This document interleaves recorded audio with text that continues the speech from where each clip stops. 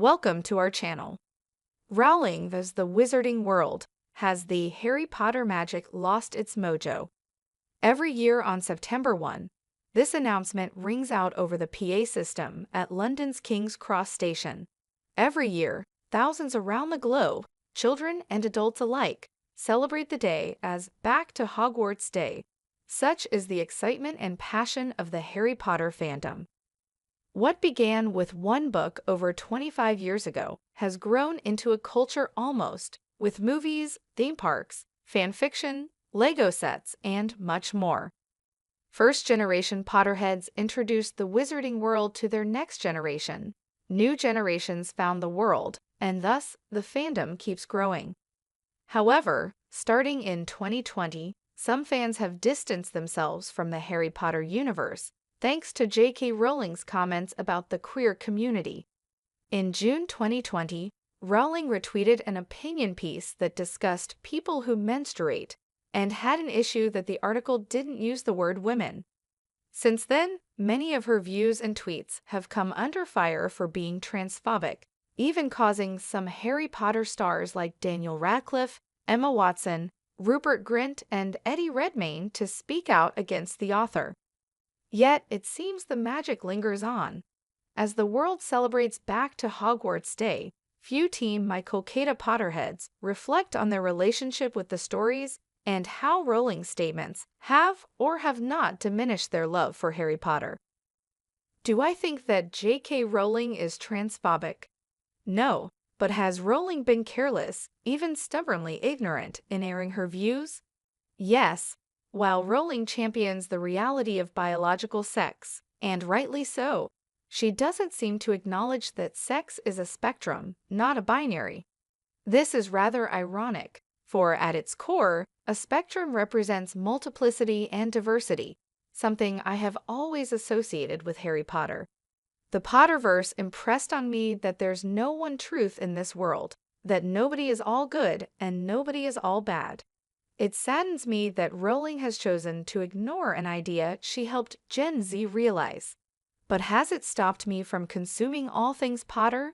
Absolutely not. That's not because I believe that the art must always be dissociated from the artist.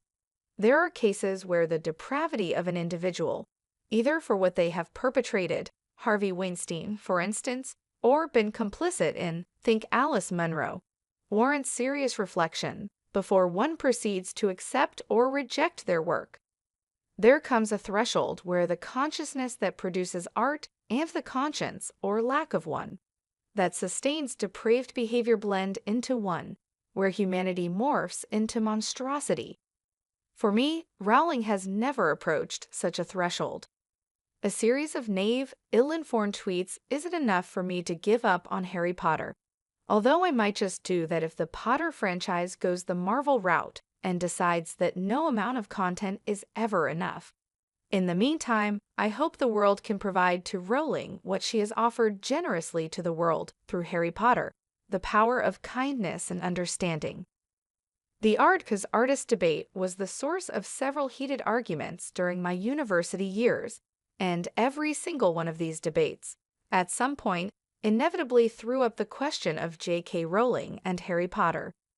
For indeed, can you really separate the Harry Potter franchise from the one who created it all?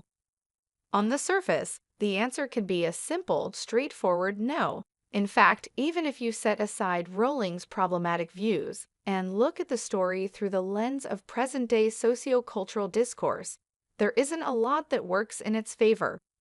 These aspects are easier to ignore as a child, but as they become increasingly glaring with time, one begins to find it increasingly difficult to separate the art from the artist.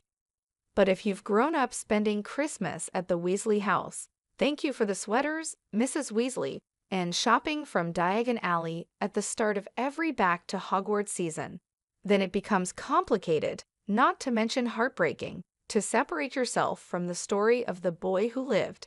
And the way I see it, you don't have to. Despite my impression of JK Rowling being significantly marred by her transphobic comments, which surfaced back in 2020, my experience of Harry Potter remains largely unchanged. I prefer to look at it this way. All the problems that you can identify in the Harry Potter stories are also problems that are very much prevalent in the real world.